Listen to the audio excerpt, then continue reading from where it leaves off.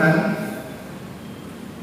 waktu ibadah malam Natal saya sempat memberikan satu rasa bangga tetapi juga rasa kagum terhadap Alkitab, ya. Sebab peristiwa-peristiwa yang terjadi di seputaran kelahiran Yesus itu bukan cuma sekedar catatan sejarah, tetapi itu adalah penggenapan dari janji-janji yang diucapkan oleh para nabi jauh sebelum Yesus lahir. Itu sebabnya setiap peristiwa itu ada benang merahnya, ada pertaliannya, ada sangkut pautnya dengan perkataan-perkataan para nabi. Di saat kita boleh merenungkan pembacaan di minggu berjalan ini, Matius pasal 2 ayat 1 sampai dengan 12, yang menceritakan tentang orang-orang Majus, para magi, atau dalam bahasa Inggrisnya magician, atau dalam bahasa Yunani-nya magoi. Mereka ini adalah orang-orang yang juga ada dalam nubuatan. Kalau kita baca tadi dalam Yesaya pasal 60 ayat 1 sampai dengan 6, dikatakan raja-raja akan berkumpul bersujud, juga terang itu akan menuntun mereka, terang itu akan bercahaya, ya. Juga persembahan dari bangsa-bangsa yang tidak mengenal Allah akan diberikan di bawah, yaitu emas dan minyak. Semuanya tertulis dalam Alkitab. Bahkan ketika mereka menanyakan lokasi tempat di mana bayi Yesus itu ada, mereka menanyakan ke Herodes. Lalu kalau kita nanti baca di rumah sebentar atau kapan ada waktunya, kita melihat bahwa ketika Herodes meminta untuk mereka balik kembali kasih tahu ke dia di mana itu akan berada supaya dia boleh mendatang sujud menyembah, tapi bohong, tapi pura-pura, ya. Karena dia punya niat mau binasakan itu anak, ya. Karena ini orang-orang Majus yang melihat dia, marah besar dia. Lalu kemudian yang terjadi adalah dia perintahkan prajurit-prajuritnya untuk pergi ke Bethlehem hanya untuk membinasakan anak-anak kecil yang usianya di bawah 2 tahun, dengan asumsi daripada Herodes bahwa di situ termasuk bayi Yesus. Ini ada pertanyaan juga, sebab dalam pembacaan itu dikatakan bahwa itu adalah kegenapan dari firman Tuhan yang disampaikan oleh Nabi Yeremia. Terdengarlah suara di Ramah, tangis dan ratap yang amat sedih. Rahel menangisi anak-anaknya dan ia tidak mau dihibur, sebab mereka tidak ada lagi. Termasuk pembantaian pasal terhadap anak-anak kecil di bawah 2 tahun ini juga ada dalam nubuatan. Ya kalau kau pikir kok sampai sebegitu kejamnya, kok bisa anak-anak kecil yang tidak bersalah ditumbalkan? Tetapi saya mau ingatkan, saya mau kasih tahu bahwa seluruhnya adalah rentetan cerita yang disesuaikan dengan nubuatan para nabi. Kita masuk dalam inti daripada pembahasan kita dalam Matius pasal 2 ayat 1 sampai dengan ayatnya yang ke-12 ini. Orang-orang Majus, siapa mereka? Kalau tadi saya sudah katakan mereka adalah disebut juga magician. Orang lebih terkenal dengan menyebut mereka adalah para pesulap, ya. Tapi mereka bukan seorang yang suka trik-trik begitu, ya, enggak. Karena magoi di sini lebih menunjuk kepada orang-orang yang punya pengetahuan tinggi. Mereka ini adalah orang-orang cerdik pandai yang ada di Persia. Jangan lupa cerita tentang Nabi Daniel, bahwa dia dibawa ke sana, kemudian dia diperhadapkan dengan orang-orang cerdik pandai yang ada di daerah Persia Babilonia, ya. Bahwa mereka itu orang-orang pintar, tetapi ternyata Daniel dan kawan-kawannya lebih pintar 10 kali lipat daripada mereka. Nah, orang-orang ini adalah orang-orang yang sangat suka dengan filsafat, orang-orang yang suka dengan ilmu perbintangan. Mereka bisa menyaksikan bintang itu dan mereka bisa sedikit meramalkan atau memprediksikan apa yang mereka lihat melalui bintang-bintang. Itu sebabnya saudara, ketika mereka diperlihatkan sebuah bintang yang berbeda dari bintang-bintang yang pernah mereka amati sebelumnya. Bintang ini bukan sebuah komet, bukan sebuah asteroid, tapi bintang ini benar-benar baru. Bintang ini benar-benar baru muncul. Dan itu yang membuat mereka tertarik untuk menyelidiki lebih jauh tentang bintang itu. Sebab ternyata mereka juga diberikan suatu pengertian bahwa bintang itu pasti berkaitan dengan orang besar. Bintang itu berhubungan dengan seorang yang hebat, yang akan berpengaruh dalam sejarah manusia. Itu sebabnya mereka pergi menyelidiki.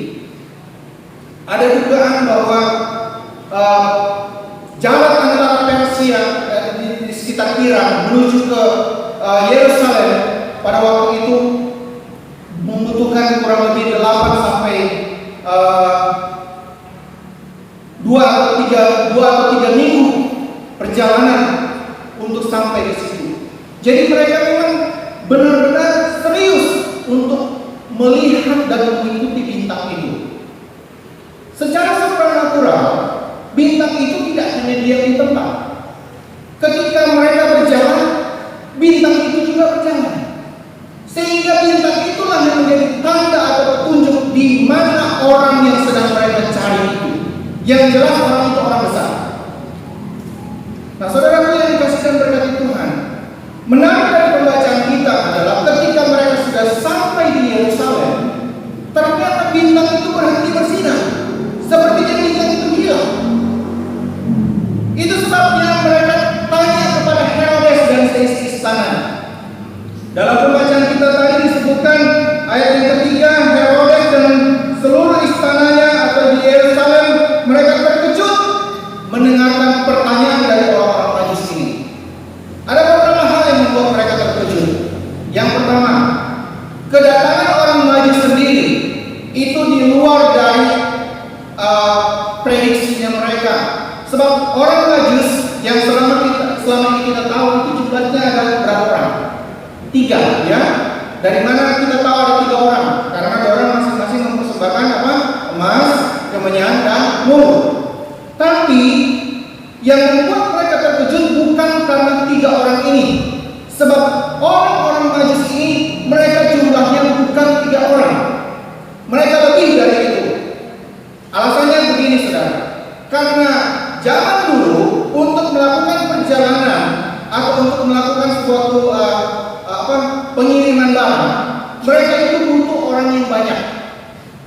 Apalagi kalau mereka membawa barang-barang yang berharga, mereka harus dikawal. Sebab selama perjalanan mereka, karena selain jauh, mereka akan menempuh daerah-daerah yang berbatu-batu dan berbukit-bukit batu.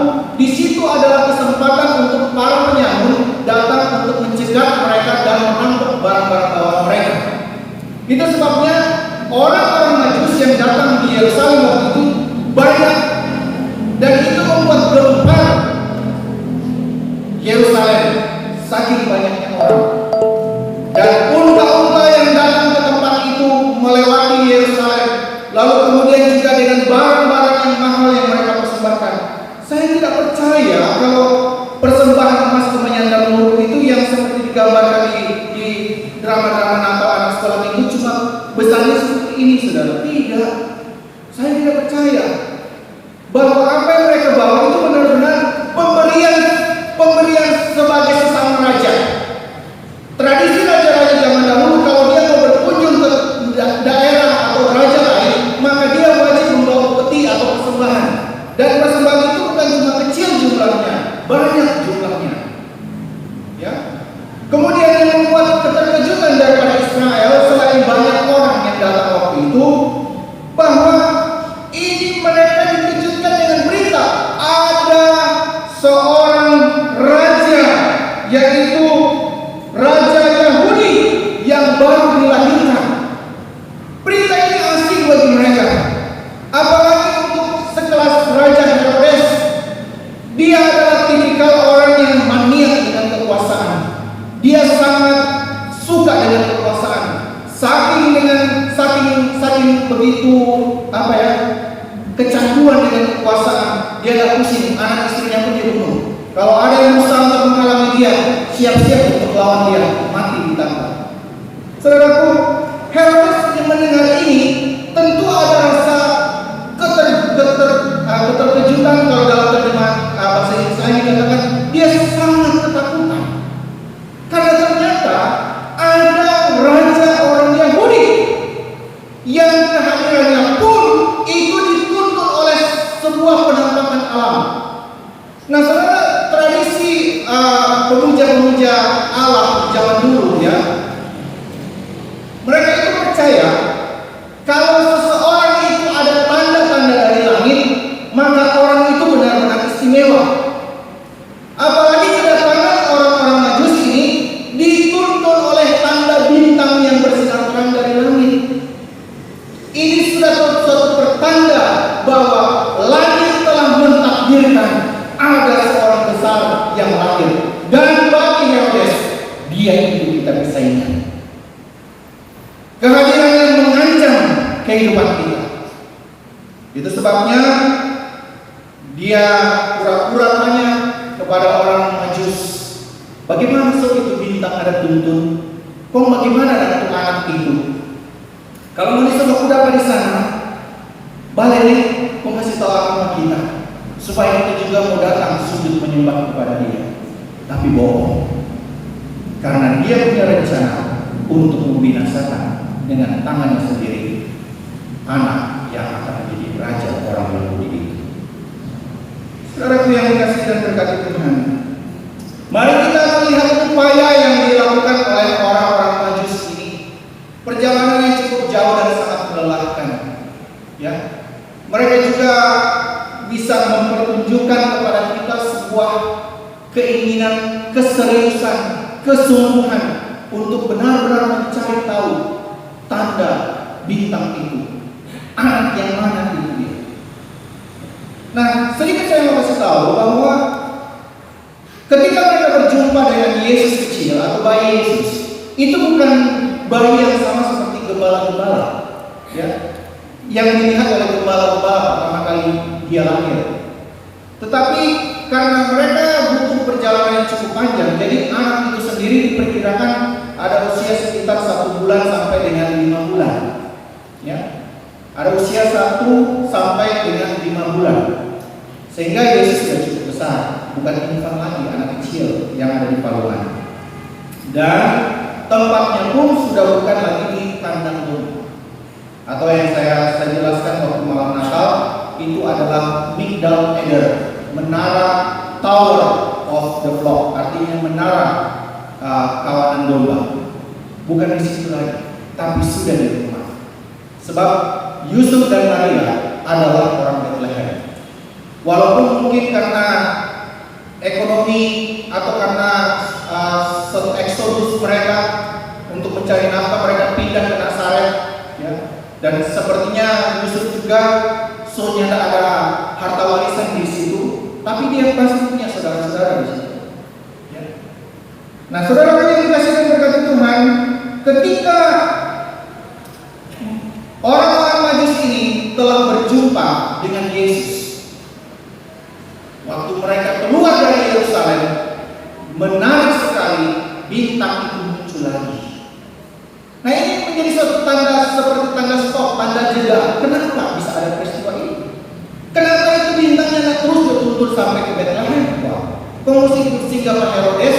Kok akhirnya Herodes mesti tanya pada ahli Taurat, orang-orang Yahudi yang mengerti ahli Taurat, di mana lokasi anak itu berada?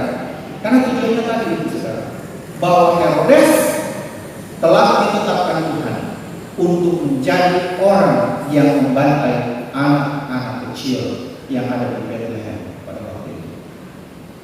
Itu rentangan sejarahnya begitu mengagumkan. Ya. Nah, saudaraku, kita juga bisa melihat ketika mereka sampai di situ, betapa hati mereka penuh dengan sukacita, sebab usaha mereka selama ini tidak sia-sia. Mereka benar-benar berhasil berjumpa dengan anak yang suci itu. Mereka telah menemukan anak itu. Dan saya membayangkan mungkin sementara dalam pelukan daripada mamanya. Lalu kemudian karena mereka menyaksikan bintang itu sendiri berhenti tepat di atas rumah daripada bayi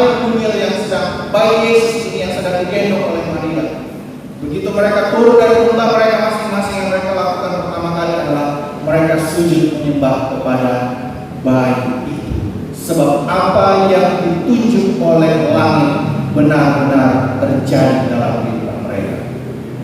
Dan hal berikut yang menarik adalah ketika mereka telah berjumpa dengan Yesus, mereka mempersembahkan persembahan yang terbaik.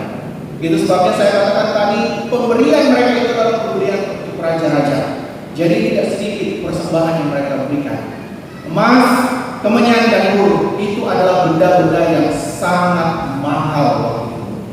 Makanya saya juga tidak percaya kalau Maria dan Yusuf itu orang kere. Saya tidak percaya.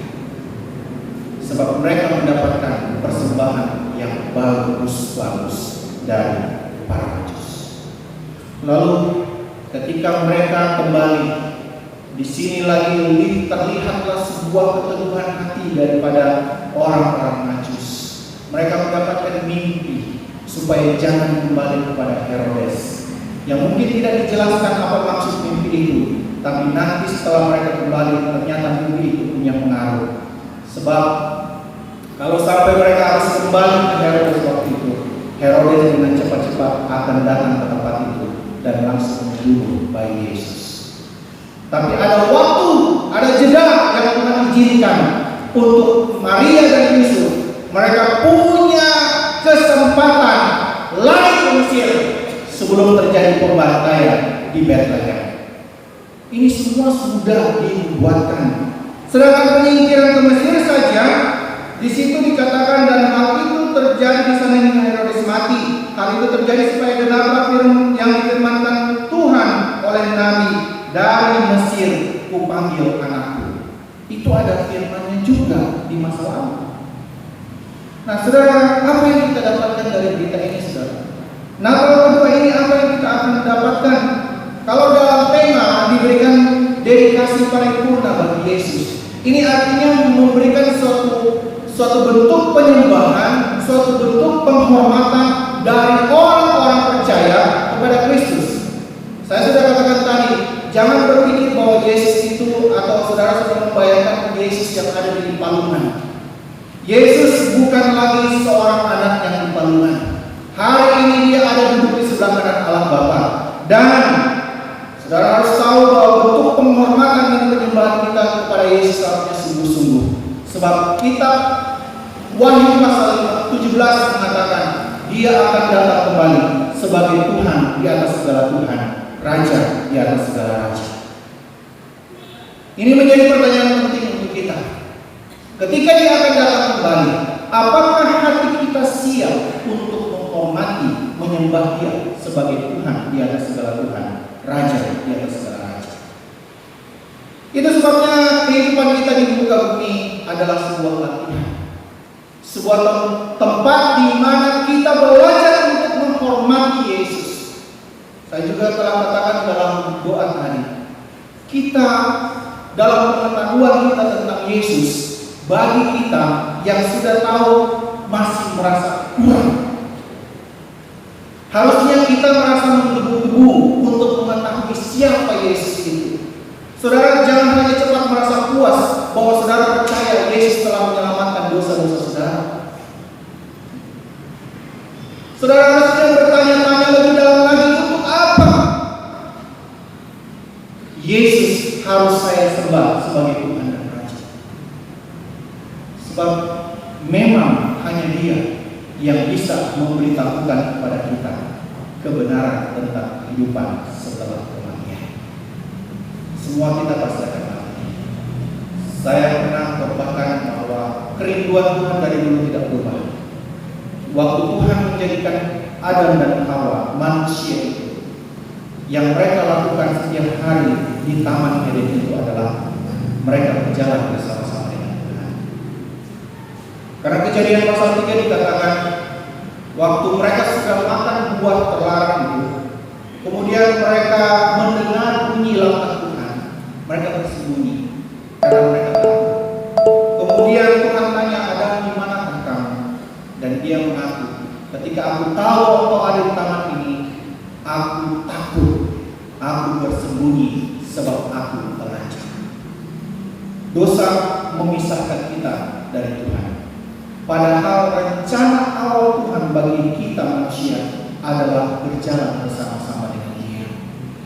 Ini yang selalu saya tekankan, saudara-saudara, bahwa sebagaimana bintang itu berjalan bersama-sama dengan para majus, selama pengembaraan kita di muka bumi ini, mari kita sama-sama memiliki kerinduan belajar untuk berjalan bersama-sama dengan Yesus.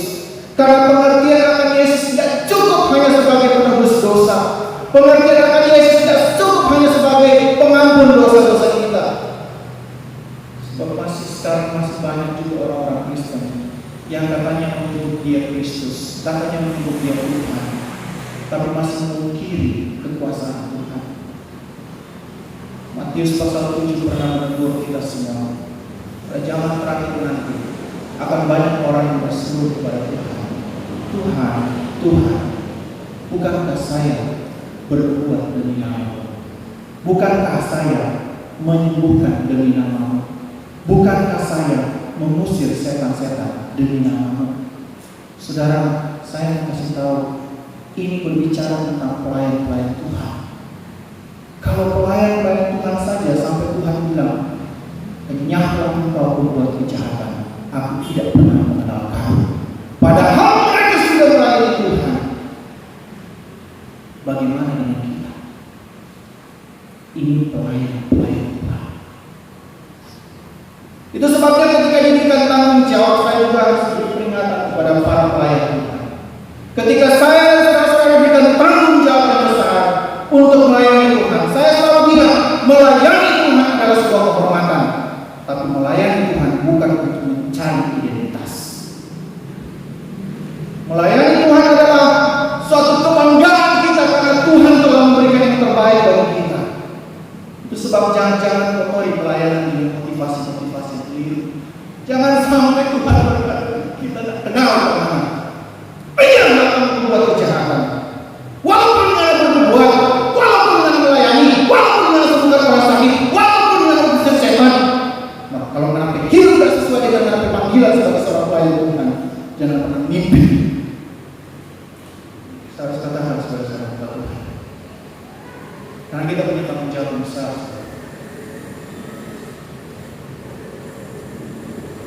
Saudara-saudara yang dikasihi dan berkati Tuhan, ketika kita menyadari untuk apa kita hidup, maka disitulah kesempatan kita untuk berlomba-lomba mencari tahu lebih banyak tentang Yesus. Mari biarkan kembali kerinduan kita. Jangan hanya fokus pada Natal. Natal itu berbicara kelahiran, tetapi Yesus Kristus itu yang selama kita hidup, itu yang harus saya dan saudara cari. Sebab ketika saudara mati nanti, saya juga pasti akan mati. Tapi kerinduan kita bersama adalah kita berjumpa dengan orang yang tepat. Betul? Itu kerinduan kita bersama. Nah, orang yang menjanjikan tempat yang tepat itu siapa sekarang? Ada yang bisa jawab? Orang menjanjikan tempat yang tepat setelah anak mati dan anak akan mendapatkan kehidupan yang kekal, hanya Yesus yang berani